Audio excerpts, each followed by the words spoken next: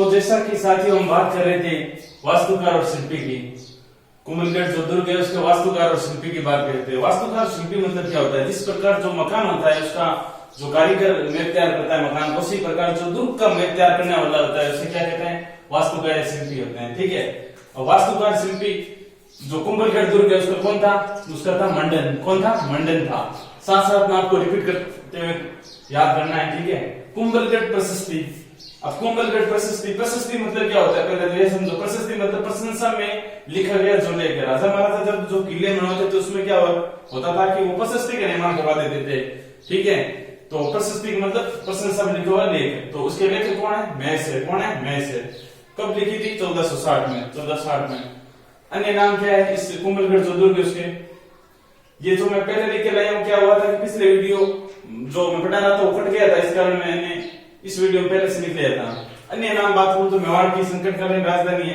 अन्य नाम क्या है? मेवाड़ की संकटकालीन राजधानी।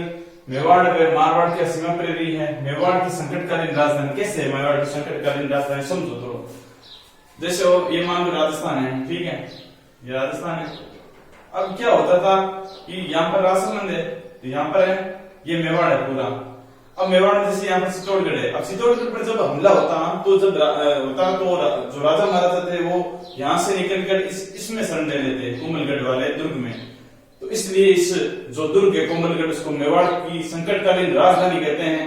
मेवाड़ व मारवाड़ का सीमा प्रेरी भी कहते हैं, क्योंकि यहाँ पर मारवाड़ है और यहाँ पर मेवाड़ है और यहाँ पर ये कुंभलगढ़, तो दोनों सीमों की रक्षा करने वाला दुर्ग है। इस कारण से मारवाड़ व मेवाड़ का सीमा प्रेरी दुर्ग कहा जाता है। तीसरे नंबर है मेवाड़ का संकट मोचक किला। चौथा मारवाड़ की छाती पर खड़ी तलवार है। ये देखो, ये तलवार है क्योंकि राजसमंद के आकर तिलक में आपको पता है। ठीक है, और कुंभलगढ़ जो दुर्ग है ये मारवाड़ की छाती पर खड़ी तलवार है।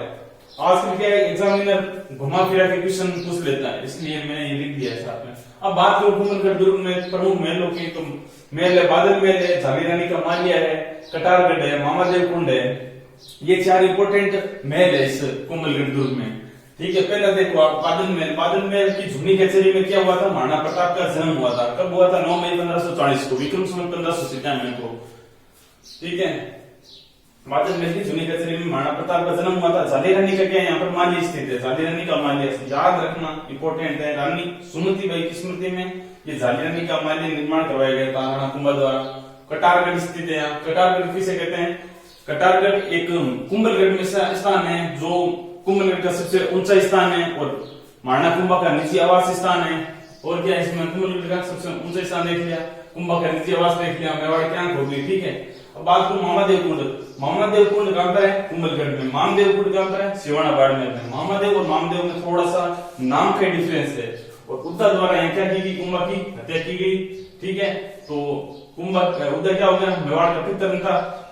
वेदी मंदिर। अब बात करूं मंदिरों की, मंदिरों में कौन सा मंदिर है? वेदी मंदिर है। कौन सा मंदिर है? वेदी मंदिर है। दूसरा कौन सा है? कुंभ श्याम मंदिर है। कौन सा है? कुंभ श्याम मंदिर है। साथ साथ में याद करना हाथों हाथ ही छतरियां की बात करूं तो कौन कौन सी छतरियां और किस किस राजा की छतरियां? यहाँ पर सर्वप्रथम बात करूं तो इसके उन्ना राजकुमार पृथ्वीराज शेषवती है, उनकी 12 खंभों की छतरियां स्थित है और दूसरी महाराणा कुंभा की छतरी स्थित है। ठीक है, उन्ना राजकुमार पृथ्वीराज शेषवती की 12 खंभों की छतरी है, महाराणा कुंभा की है।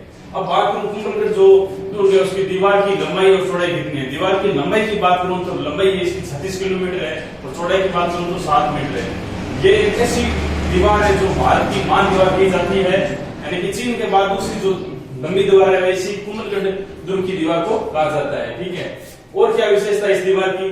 इस दीवार पर क्या है कि 8 घुड़सवार एक साथ चल सकते हैं। ठीक है, 8 घुड़सवार एक साथ चल सकते हैं, ये बात होगी।